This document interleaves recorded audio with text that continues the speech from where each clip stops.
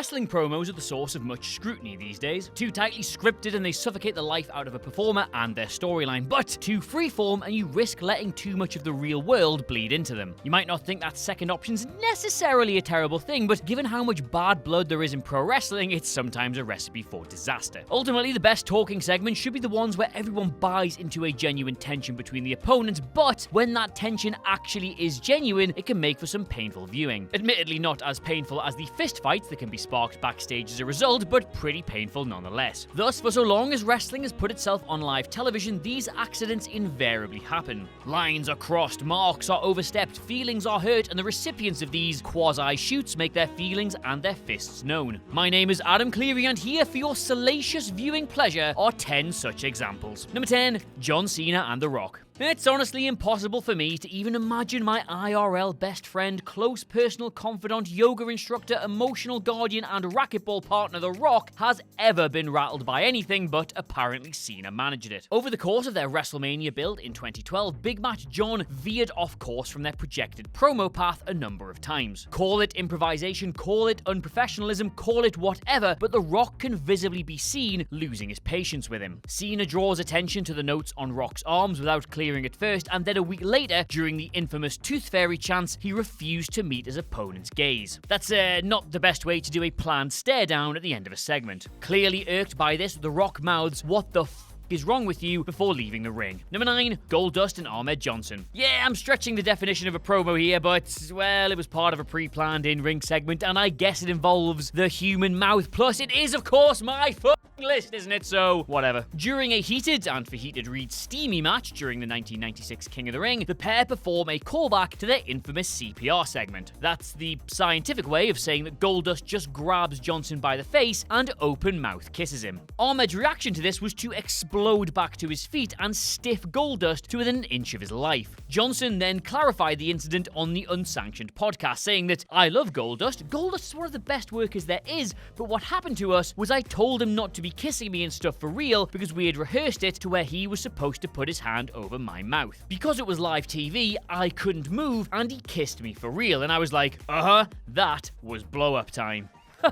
Blow up time. Number 8, Samoa Joe and Kevin Nash. Say what you like about Vince Russo, and I mean you can, everybody else does, but there's honestly something impressive about the reputation he managed to have with those he worked with. One so infamous that when one wrestler can hear another say something so deeply personal upsetting, their first thought was, bet Vinny's written this. One so infamous. Thus it was so when, in the aftermath of Scott Hall no-showing a TNA show, Samoa Joe was handed a live microphone on pay-per-view and told to get him. He absolutely buries Hall's attitude and work ethic, called him a punk, and ends with the classic "kiss my ass." All while Kevin Nash, Hall's best friend and the only man in the building who truly knew the full extent of Hall's substance problems, was stood next to him in the ring. I'll let Nash himself tell the rest of this story. I said, "What you said out there, was it yours or was it fucking Russo's?" He said, "It was mine," so I smacked him in the face. I said, "Don't disrespect me, don't disrespect Scott." Joe got up. I thought he was going to come at me, so I smacked him in the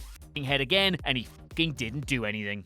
Alright, mate. Number 7, The Ultimate Warrior and Hulk Hogan. Just a quick one this. WCW's attempts to reignite the magic of peak Hogan versus Warrior never quite worked, but it took a particularly weird promo from the latter to finally make the former realize it was a non-starter. And I say finally, it was literally his debut promo. His delivery was a bit erratic, his lines were a bit nonsensical, and he rambled on for almost twice as long as the segment had been allocated. Eric Bischoff visually telling Warrior to wrap it up on numerous occasions. Apparently, this immediately led to Hogan questioning what the hell they were trying to achieve with all this backstage, openly criticizing the decision to throw Warrior back into a main event slot that he clearly wasn't polished enough for. Still though, that disappearing smoke effect at the end is pretty sick. Number 6, Jeff Jarrett and Steve Austin. Speaking of Russo, he revealed in a recent interview that he once wrote a promo for Jeff Jarrett that ruined his entire working relationship with Steve Austin, which is some going. I have no idea what Russo sounds like, but after giving him his words, Jeff read through the promo and came back to me. During his promo, he was just going to add in there a part about Austin's use of 316 and how blasphemous Jeff felt that phrase was. He was going to accuse Steve of using the Bible reference as a tool to strictly make money. Jeff went out and cut his promo, adding his 316 thoughts, and Steve was on the other side of the curtain waiting for him when he came back. Steve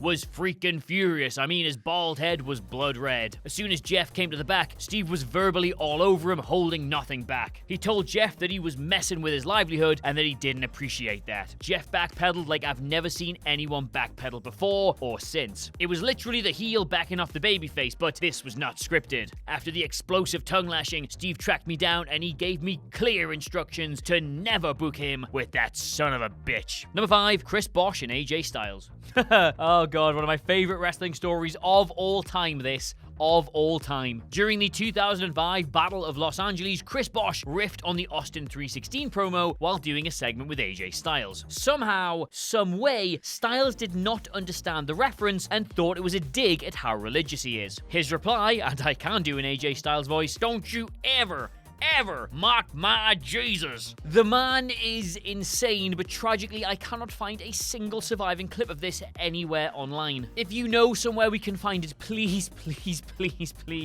tweet me. Number 4, Scott Steiner and DDP. It's a well-known slice of wrestling infamy that Diamond Dallas Page once squared up to Scott Steiner and tried to batter him for real, but it usually tends to get lost in the telling precisely how it started. Long story short, Steiner is the reigning WCW World Champion and, for whatever reason, really doesn't like Page. Then, one night, when given a live mic and instructed to cut a promo asking Ric Flair who his next opponent is, uses it as an opportunity to bury DDP. A man Steiner knows fine well he won't be working with. He tells him to get a sex change, tells Flair to send him to the Bush Leagues, and calls him proof that you can take somebody out of the trailer park, but they'll always be white trash. Finally, he gets down on his knees and begs Flair to let him fight him. DDP, presumably having no idea why he's suddenly been made the focal point of a promo he wasn't even involved in, demanded answers from Steiner. No satisfactory answers forthcoming, he just tried to deck him instead, and fair enough. Number 3, Chris Jericho and The Undertaker. Hello, my name is Adam Cleary and welcome to the 10 dumbest promos in WWE history.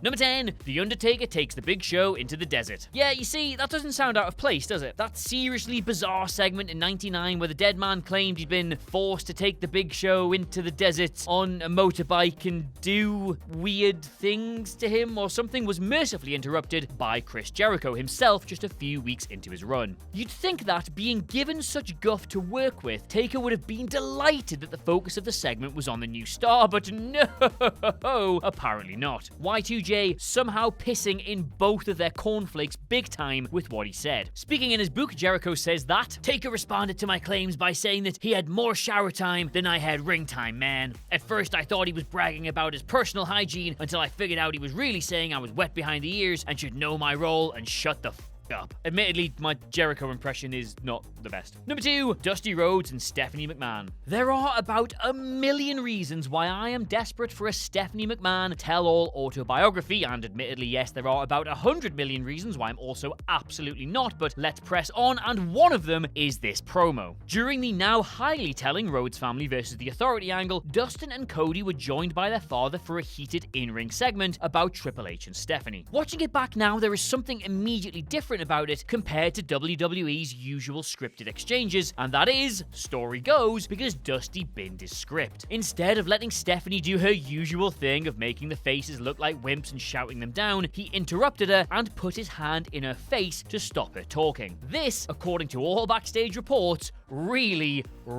made her cross. Unfortunately for Steph, with him being a long since retired legend of the industry well into the business end of his 60s, there wasn't really much she could do to get back at him. Number 1, Shawn Michaels and Bret Hart. Yes, I know, we all knew this one was coming, and do you know what? To tell you the truth, it's such an obvious one, I honestly considered just leaving it out, but think about it, there will be a small percentage of people watching this video who've somehow never heard of it, and just imagine how stoked they're going to be in about a minute's time. Okay, so sit down, children. WWE in the mid-90s was not a happy place. They were getting slaughtered in the ratings by WCW, backstage politicking was killing careers, and their top stars were at each other's throats. The two best things they had, Shawn Michaels and Bret Hart, not only didn't like each other to begin with, but were allegedly caught in a love triangle with Sonny. For Hart, being married at the time, this was a precarious situation. Naturally though, HBK took it upon himself to make a not overly subtle joke about this on live national television, telling Hart he'd been having some sunny days lately. Now yes, while both Hart and Sonny deny to this day that anything actually happened between them, that didn't stop him from attempting to, and I am quoting here, beat the living